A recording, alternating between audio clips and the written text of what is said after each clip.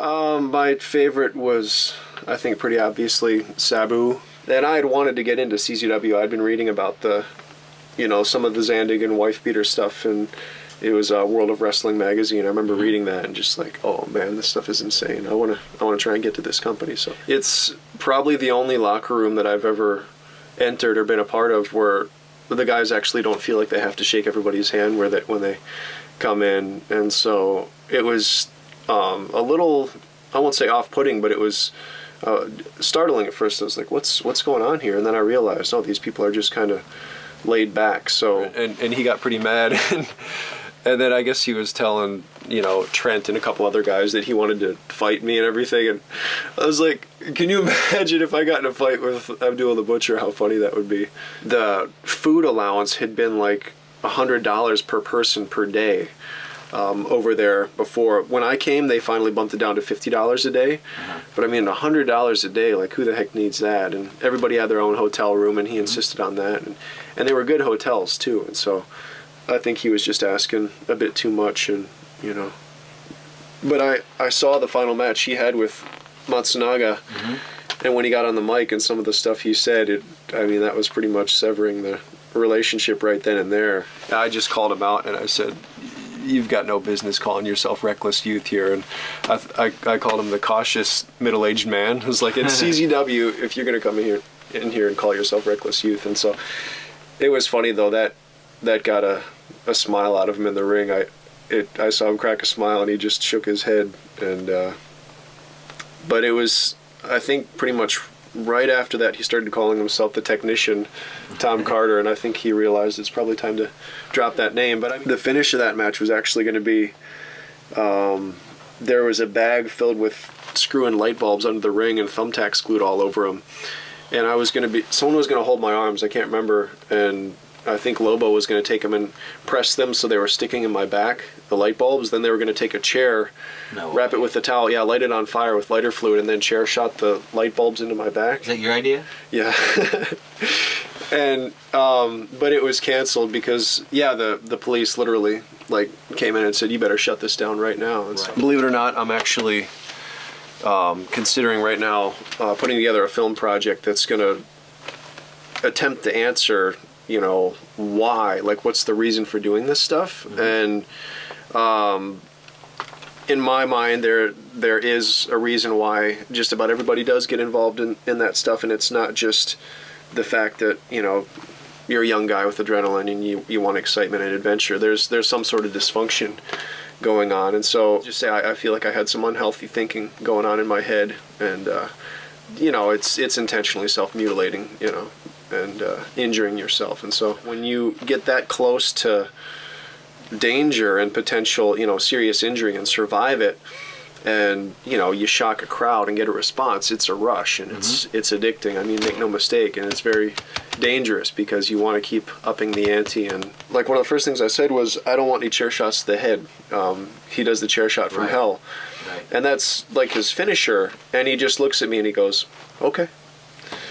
And I thought, yeah, right, this guy's, do it anyways. Yeah. And so I felt like I needed to be ready to fight him or whatever in the ring. I've had, it's 9 or 10 serious concussions in wrestling, and that's not even from, chair shots. And I want you to chair shot me in the face, as hard as you can. And I looked at him, I'm like, I'm not going to do that. And he's like, why not? And I'm like, because that's seriously going to screw you up. And he's like, I don't care. I want you to do it. I'm like, it's not just your decision. I'm like, I'm not doing it. Yeah, he sometimes doesn't quite, worry enough about his own well-being. I mean, I know it's the pot calling the kettle black, but I'm just saying there were some things that I think he wanted to do. I'm just like, he said something about, I think he had shaved off somebody's eyebrows because they were new to his company or something. And I heard whisperings that he was going to do that to me in this hotel, and I said, I promise you, if you do that to me, I'll put you through the sheetrock wall. And I gotta say, that's gotta be just about the worst guy I've ever wrestled. Sorry, but that was, I had cut a vein in my wrist in that one, and I remember it was just pouring out. And wife beater, ex-Marine, he just went into survival mode right away and just grabbed a roll of tape and just wraps me up and rips it off and just walks away and goes back to the match. Because people were waiting for the next ECW after ECW folded, and we had a shot at that. We really did. and we blew it. You know, CZW definitely did. And he respects you more if you're willing to hurt yourself. Okay. But is it treating somebody better to say, I want you to, you know, get tossed off of the balcony here through one table, or I want you to, you know, this or that. I mean, you know, it's taking people for granted.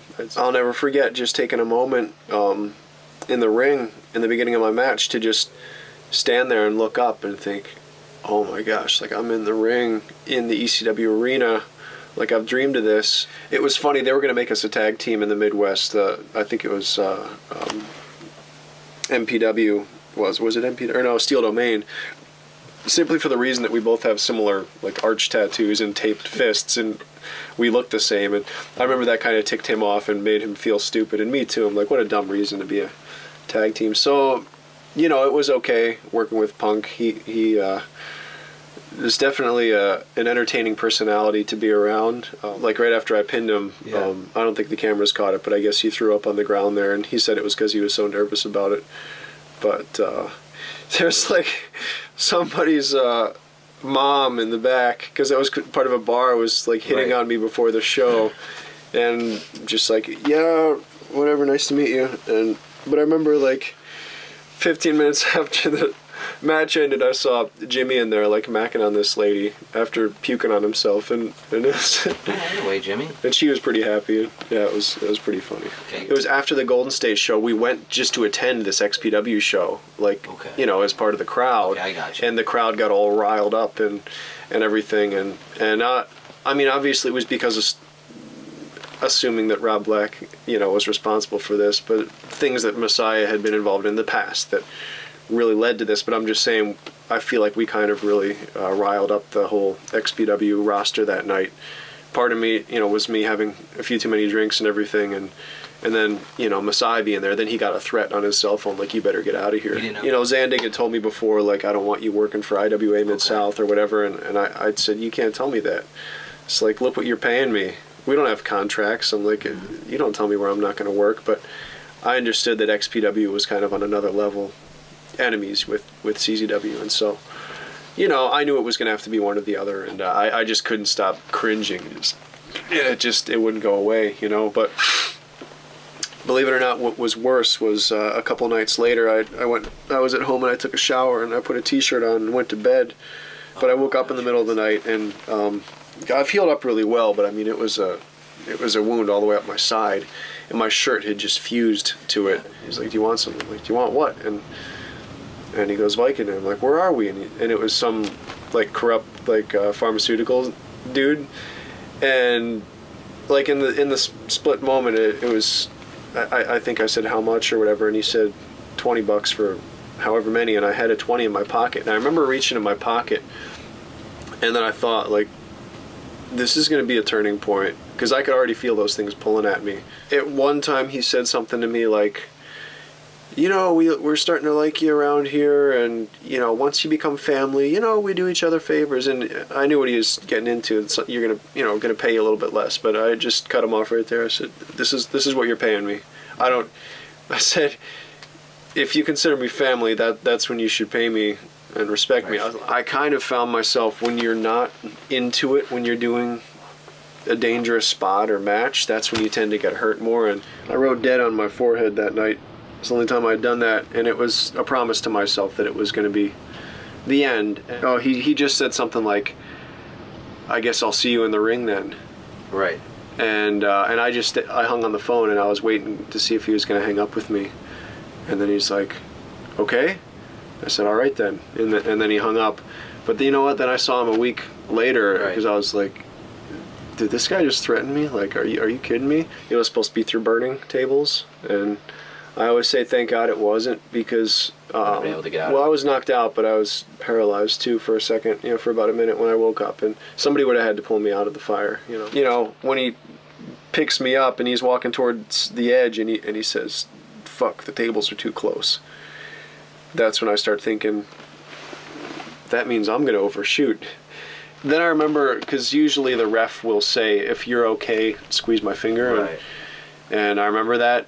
I remember squeezing the ref's finger when he said, are you okay? But then after I squeezed it, I remember thinking, I shouldn't have done that. Yeah, like, I'm literally not okay. And then it was the first time ever that I thought I might have to just say that I can't continue. Yeah, identity questions come into play. It's just like, I'm just going to remove this chunk of my life and throw it away. What's that going to be like? And it's strange after you've committed so much to it. I mean, it was only, about 5 years or so, but I had really poured a lot into it. This guy got back, and it was like shocking, the email. It was just like, you know what, you're Nick Mondo. Nobody wants to see you unless you do any violent stuff. So no, you're going to do it for the same price, and you're going to do the weapons. Like, telling me what I'm going to do. I've never heard anything like that. And so instantly I said, it's off. This whole thing's over. I think Ken was the only real redeeming factor in that project. He's hysterical, and he's incredible.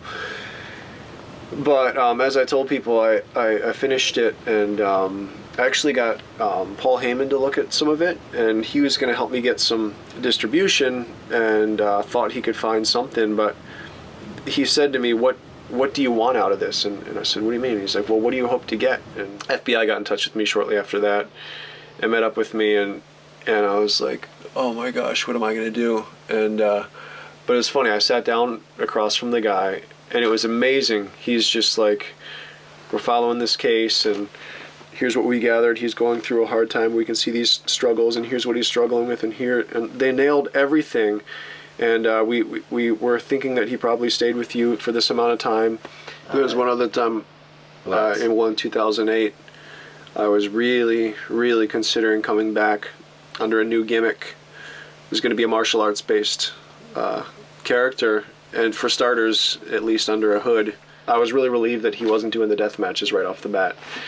And he started getting into them, and I told him, I'm not okay with this, and I don't want you to be doing this. And eventually I told him, don't even send me your stuff. Like, I don't want to see it. And I said, because I care about you, and I don't like you mimicking me. And put it this way, I would never blame Sabu for the scars that I carry.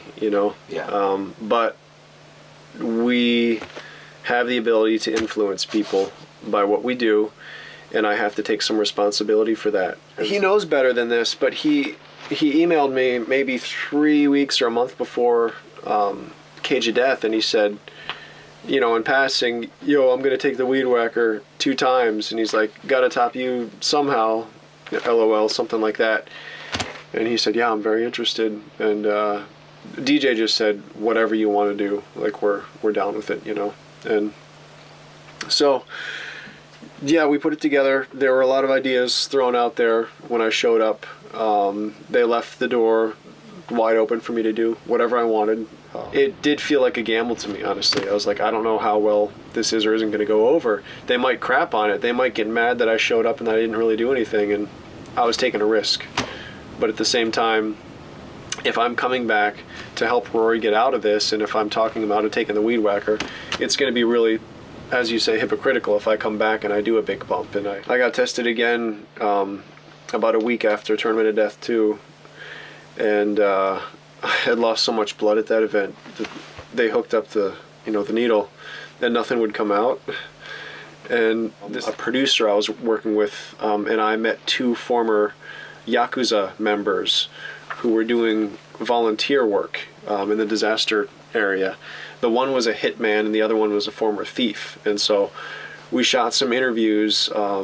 It's a very interesting story, and so now we're working on making a movie about their lives. It's going to be an attempt to examine the mindset of a deathmatch wrestler, or at least what I was going through and why I was doing it, because, again, I have a theory that's not just for attention or excitement or adventure or whatever. There's a reason behind it, and so, but it's kind of like this image just landed on me, and I wish I had, I guess, devoted myself a little bit more to training or been sharper in the ring, if that makes sense. Of course, more sensible with the violence, and more.